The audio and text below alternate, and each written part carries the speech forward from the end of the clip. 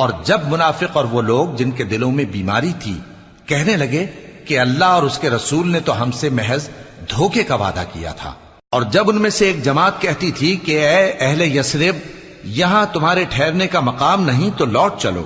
اور ایک گروہ ان میں سے پیغمبر سے اجازت مانگنے اور کہنے لگا کہ ہمارے گھر کھلے پڑے ہیں، حالانکہ وہ کھلے نہیں تھے، وہ تو صرف بھاگنا چاہتے تھے، اور اگر فوجیں اطراف مدینہ سے ان پر آ داخل ہوں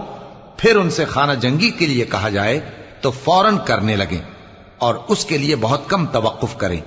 حالانکہ پہلے اللہ سے اقرار کر چکے تھے کہ پیٹ نہیں پھیریں گے، اور اللہ سے جو اقرار کیا جاتا ہے اس کی ضرور پرسش ہوگی۔ کہہ دو کہ اگر تم مرنے یا مارے جانے سے بھاگتے ہو تو بھاگنا تم کو فائدہ نہیں دے گا، اور اس صورت میں تم بہت ہی کم فائدہ اٹھاؤ گے۔ کہہ دو کہ اگر اللہ تمہارے ساتھ برائی کا ارادہ کرے تو کون